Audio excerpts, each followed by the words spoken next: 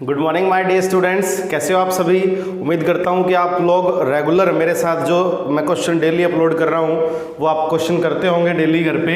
तो आज हमारा जो क्वेश्चन है फोर्थ क्वेश्चन का थर्ड पार्ट है, ठीक है ना। एक्सरसाइज 3.5 जो हमारी चल रही थी उसका थर्ड पार्ट मैं आपके सामने लेके आया हूँ। ये थर्ड पार्ट तो फिर भी थोड़ा ठीक ठाक है। फोर्थ पार्ट जो इसके जस्ट बाद में अभी करवाऊंगा वो मोस्ट इंपॉर्टेंट क्वेश्चन है दोस्तों। तो चलिए पहले ये कर लेते हैं। क्वेश्चन थर्ड क्या कहता है, देखिए। Yash scored 40 marks in a test. कोई टेस्ट लिया किसी टीचर ने, उसमें उसके कितने मार्क्स आए 40। Getting 3 marks for each right answer and losing 1 marks for each wrong answer. देखिए फर्स्ट स्टेटमेंट का मतलब ये है कि उसके टेस्ट में 40 मार्क्स आए हैं, ठीक है। और उस टेस्ट के अंदर जो क्वेश्चन है वो उसने अगर करेक्ट आंसर दिया तो उसके 3 मार्क्स जुड़ेंगे, और अगर उसने रॉन्ग आंसर दिया तो उसका 1 मार्क्स कटेगा, यानी कि नेगेटिव मार्किंग वाला टेस्ट है, ठीक है ना। तो दो तरीके से उसने आंसर दिए हैं। लास्ट में हमसे क्या पूछा है, how many questions were in the test, यानी कि उस टेस्ट में टोटल नंबर ऑफ क्वेश्चन कितने थे। तो सबसे पहले हम यही बात कर लेते हैं कि उसने सही कितने किए और गलत कितने किए। अगर हमें सही और गलत पता लग जाएंगे फिर हम उन दोनों को प्लस कर देंगे और हमारे पास क्या आ जाएगा, टोटल नंबर ऑफ क्वेश्चन आ जाएगा। तो चलिए दोस्तों इसके आंसर की तरफ चलते हैं। हम दो चीजें लेट करेंगे, लेट राइट अटेम्प्टेड कितने x, यानी कि उसने कितने सही आंसर दिए वो किए हैं x, ठीक है ना। फिर यहां लिखेंगे रॉन्ग अटेम्प्टेड, यानी कि इनकरेक्ट अटेम्प्टेड, ठीक है ना। Wrong attempted number of question जो है जो गलत कर दिए उसे वो हमने लेट कर लिए y। अब देखिए सिंपल सी बात है, एक ध्यान से देखिए, जितने क्वेश्चन उसने सही किए हैं वो x हैं। अगर मैं उसको x को 3 से मल्टीप्लाई कर दूं तो ये उसके क्या हो जाएंगे, जितने मार्क्स उसको मिलेंगे। देखिए 3 मार्क्स उसको हर राइट आंसर के मिल रहे हैं। तो अकॉर्डिंग टू क्वेश्चन क्या होगा, यहां मैं लिख सकता हूं 3x। ये क्या है, ये वो मार्क्स हैं जो उसको मिले हैं, जो उसने अर्न किए हैं, ठीक है। उसके बाद रॉन्ग अटेम्प्टेड कितने हैं, y। जितने अटेम्प्ट रॉन्ग किए हैं उसके हिसाब से 1 मार्क्स उसका इनमें से कटेगा। ये तो उसके टोटल बन गए थे, इनमें से कटेंगे कितने, 1 into y, ठीक है ना। मान लियो 5 क्वेश्चन उसने गलत कर दिए तो 5 को 1 से मल्टीप्लाई कर देंगे तो 5 हो जाएगा। 5 मार्क्स उसके इसमें से डिडक्ट हो जाएंगे, ठीक है ना। तो यानी कि ये बन जाएगा 1y इज इक्वल टू कितने मार्क्स आए हैं उसके टोटल। अभी इन दोनों को कैलकुलेट करके उसके मार्क्स आए हैं 40। ये आपकी फर्स्ट क्वेश्चन है। ये बात समझ में आ गई आपको। अगर आपको अच्छे तरीके से समझ आ रही है तो भी आप कमेंट करके बता दीजिए कि सर अच्छा पढ़ा रहे हो आप, और अगर आपको नहीं समझ में आ रही है तो भी आप कमेंट करके बता दीजिए कि सर इस चीज़ को दोबारा करा दो या किसी और तरीके से मैं करवाने की कोशिश करूंगा, ठीक है ना। तो सेकंड स्टेटमेंट पढ़ते हैं हम, क्या कह रहे हैं, 4 marks been awarded for each correct answer. ये दूसरी कंडीशन है। अब पहली कंडीशन से हमने फर्स्ट इक्वेशन बना ली, अब दूसरी कंडीशन है कि उसको 4 मार्क्स मिलेंगे कब, जब वो सही आंसर देगा, करेक्ट आंसर देगा।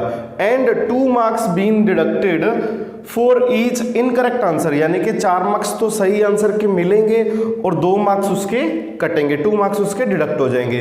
Then Yash would have score 50 marks. अगर ये कंडीशन होगी तो उस कंडीशन में उसको कितने मार्क्स मिल जाएंगे, टोटल 50 मार्क्स। तो सेम ही क्वेश्चन है भाई, राइट आंसर उसने x दिए हैं तो 4 into x हो जाएगा, ये तो उसके टोटल मार्क्स हो गए। अब इसमें से जो रॉन्ग दिए हैं वो डिडक्ट हो जाएंगे तो 2 into y हो जाएगा, ठीक है ना। और उसके मार्क्स कितने बन गए इस बार उसके मार्क्स बन गए 50, ठीक है ना। तो ये हमारे पास सेकंड इक्वेशन आ गई।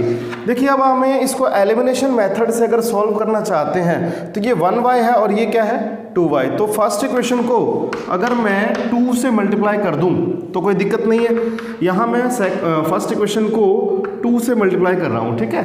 तो 3 2 जा क्या बन जाएगा 6x, 2 into 1y क्या बन जाएगा 2y इज इक्वल टू 42 जा कितना हो जाएगा 80। इतनी बात समझ में आ गई।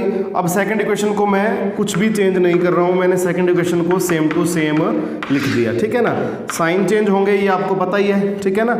यहाँ क्या बच जाएगा, यहाँ बच जाएगा 2x, ये हो गया कैंसिल, और ये 80 में से जब 50 माइनस होगा तो आपको पता है कि क्या बचेगा 30। यहाँ से x की जो वैल्यू है वो कितनी आ जाएगी 15।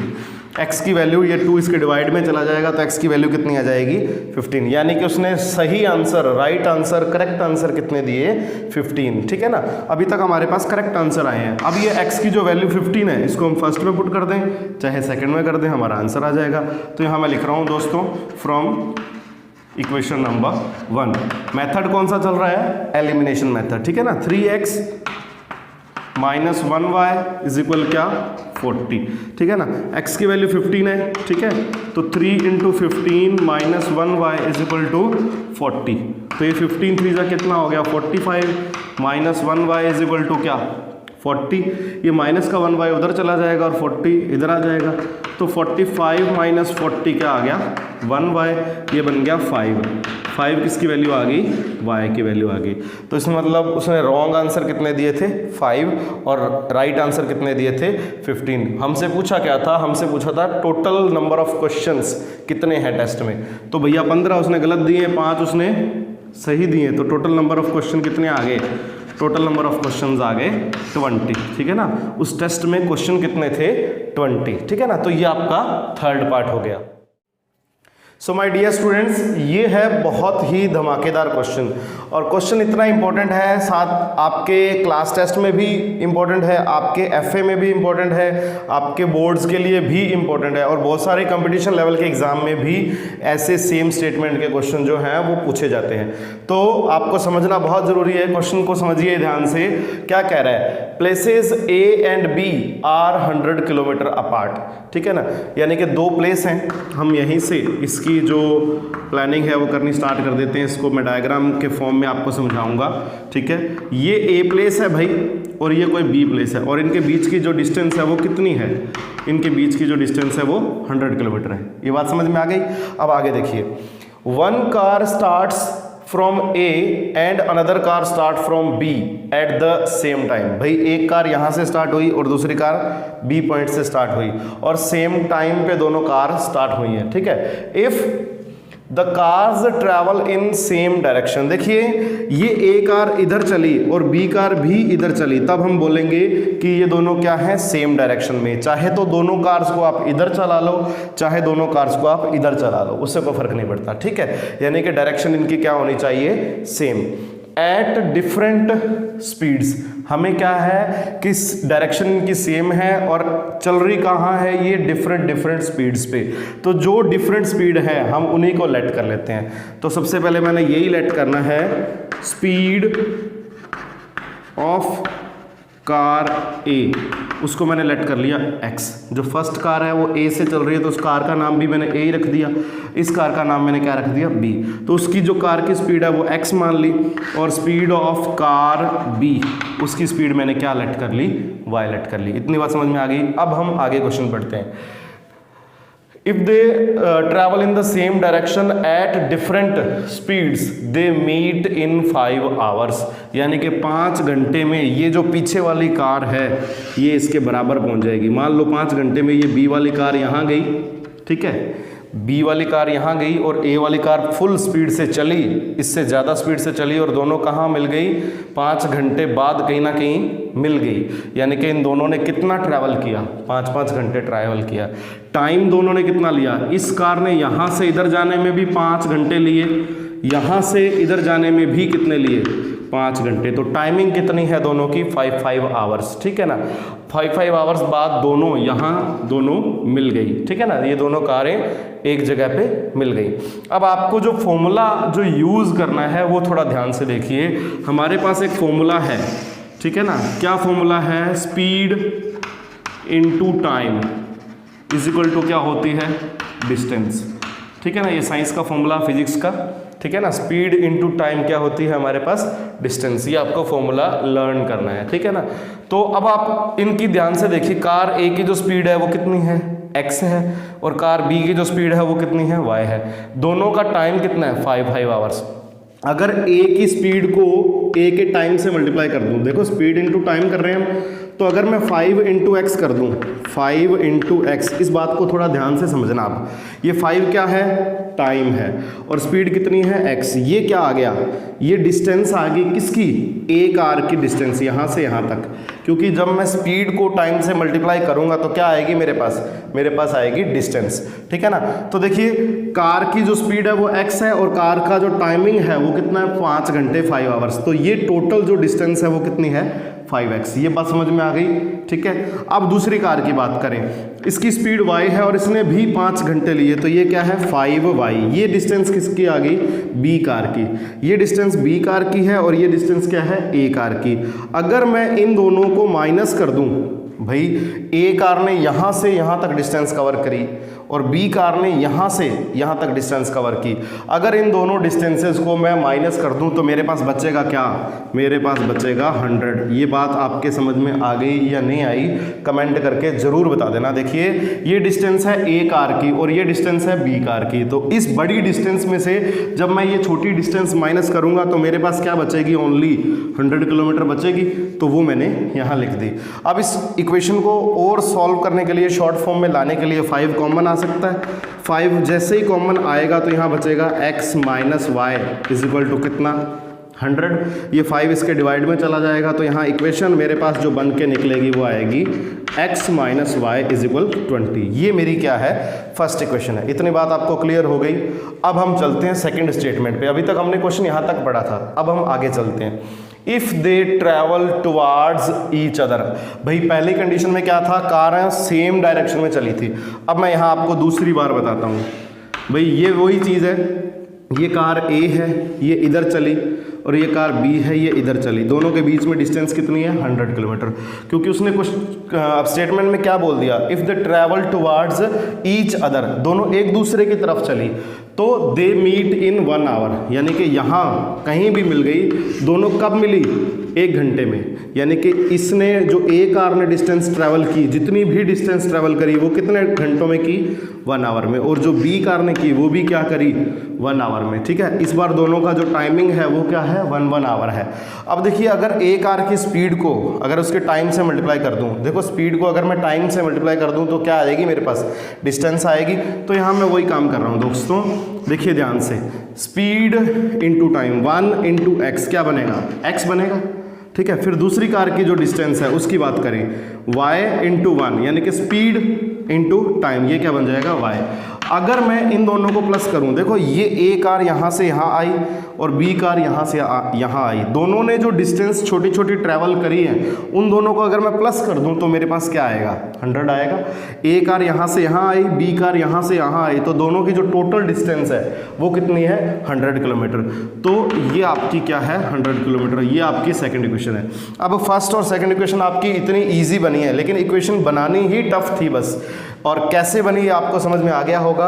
अब तो आपके पास काम बिल्कुल छोटा सा बचा, इन दोनों को एलिमिनेशन मेथड से सॉल्व कर दो।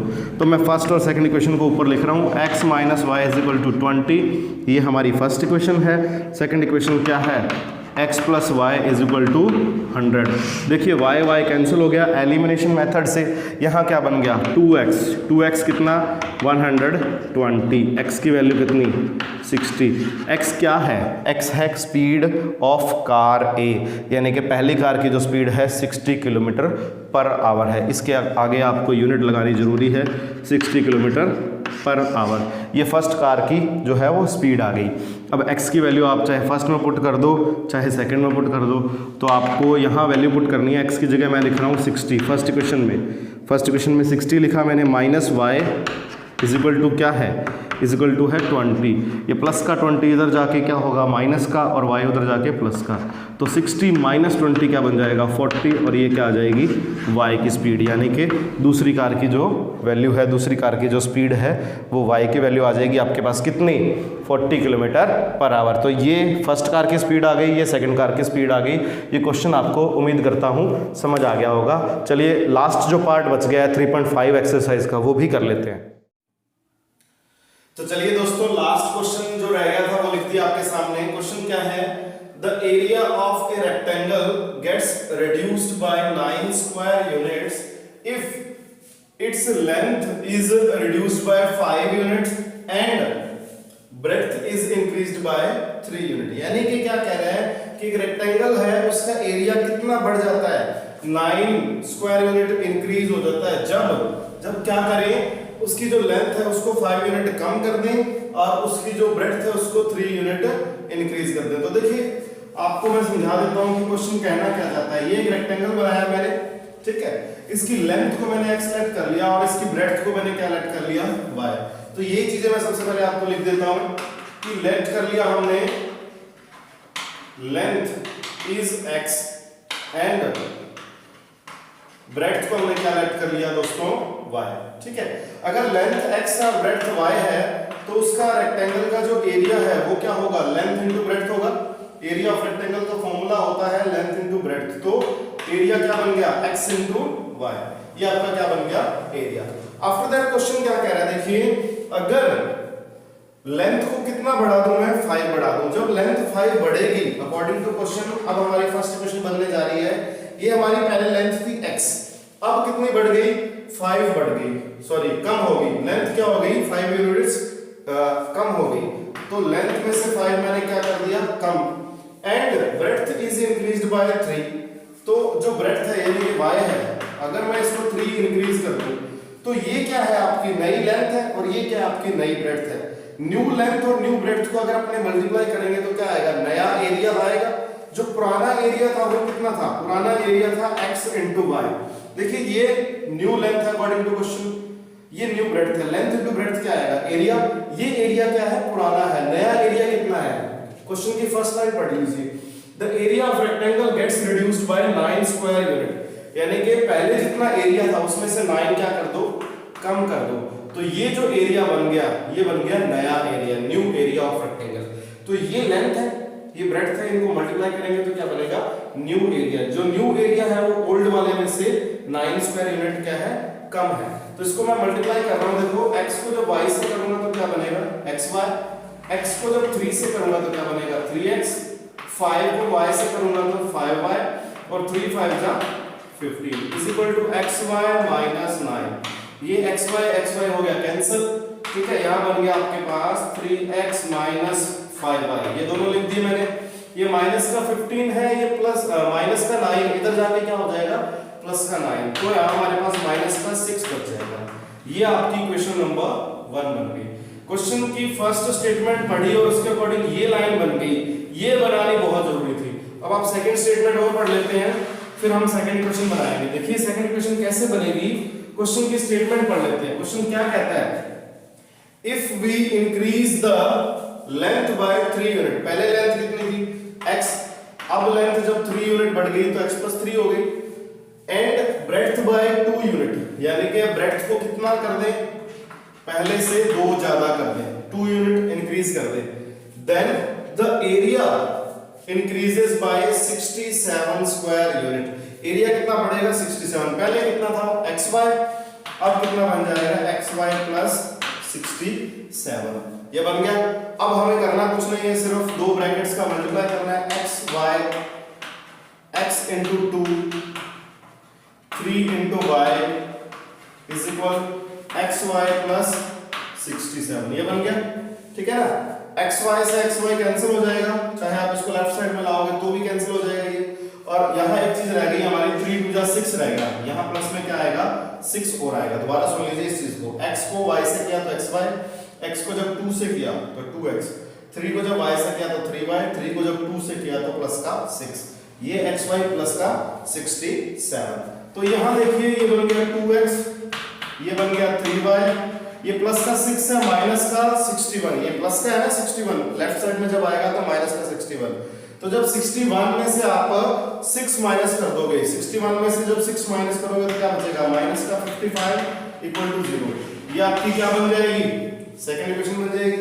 ये हमारी फर्स्ट इक्वेशन बन गई, ये हमारी सेकंड इक्वेशन बन गई। अब ये दोनों इक्वेशन मैं सॉल्व नहीं कराऊंगा, आप अपने आप कर लीजिए इन दोनों इक्वेशन को। तीनों मेथड मैंने ऑलरेडी एक्सप्लेन कर दिए हैं आपको, सब्स्टिट्यूशन मेथड भी एक्सप्लेन कर दिया, क्रॉस मल्टीप्लिकेशन भी कर दिया, एलिमिनेशन भी कर दिया, और फोर्थ मेथड यानी कि ग्राफिकल मेथड भी आप यूज कर सकते हैं, जिससे आपके पास क्या आ जाएगी, x और y की वैल्यू आ जाएगी। हमें यही करना था, फाइंड डायमेंशंस। तो अपने को डायमेंशंस फाइंड करनी है। ये दोनों क्वेश्चन जो है वो आप कर लेना और मुझे कमेंट करके बता देना कि आपने ये फिनिश कर दिया या नहीं कर दिया। जो प्रॉब्लम आएगी वो मैं आपको सॉल्व करूंगा।